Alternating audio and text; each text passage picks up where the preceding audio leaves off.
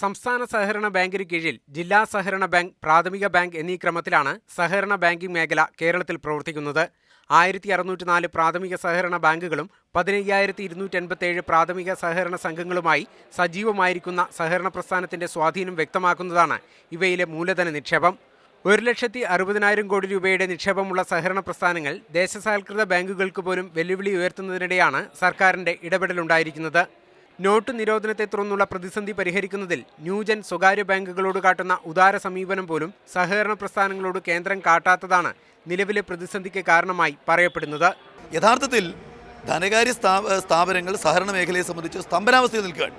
അവർക്ക് വരുന്ന ആളുകൾക്ക് പണം കൊടുക്കാൻ വേണ്ടി കഴിയുന്നില്ല, വരുന്ന പണം സ്വീകരിക്കാൻ വേണ്ടി അധികാരമില്ല.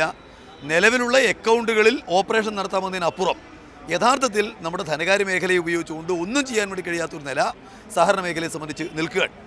സഹകരണ മേഖലയിലെ നിക്ഷേപത്തിന്റെ സിംഹഭാഗം നിയന്ത്രിക്കുന്ന പ്രാഥമിക സഹകരണ സംഘങ്ങളോട് ജില്ലാ സഹകരണ ബാങ്കുകൾ കാട്ടുന്ന നിലപാടിനെതിരെയും വിമർശനമുയരുന്നുണ്ട്.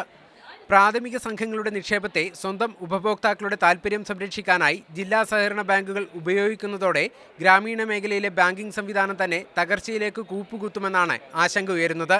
ഈ 50ഓളം ബ്രാഞ്ചുകളുള്ള ജില്ലാ സഹകരണ ബാങ്കുകൾക്ക് വിതരണം നടത്തേണ്ട പണമല്ല ഈ ജില്ലാ സഹകരണ ബാങ്ക് പ്രാഥമിക ബാങ്കിൽ നിന്ന് കളക്ട് ചെയ്തിട്ടുള്ള മൊത്തം തുക അടച്ചിട്ടുള്ള ബാങ്ക് ഇവർക്ക് നൽകുന്നത് പ്രാഥമിക സഹകരണ ബാങ്കുകൾ കൂടി വിതരണം നൽകേണ്ട പണമാണ്. കേന്ദ്ര ഗവൺമെൻറ്റോ RBIയോ യാതൊരു നിയന്ത്രണം ഇതിൽ ഏർപ്പെടുത്തിയിട്ടില്ല. സംഘങ്ങൾ മാനദണ്ഡങ്ങൾ പാലിച്ചുകൊണ്ട് പിൻവലിക്കാനുള്ള മുഴുവൻ തുകയും സംഘങ്ങൾക്ക് അനുവദിച്ചിട്ടുണ്ട്. ഒരു നിയന്ത്രണം, ഒരു നോട്ടിഫിക്കേഷനും പറഞ്ഞിട്ടില്ല.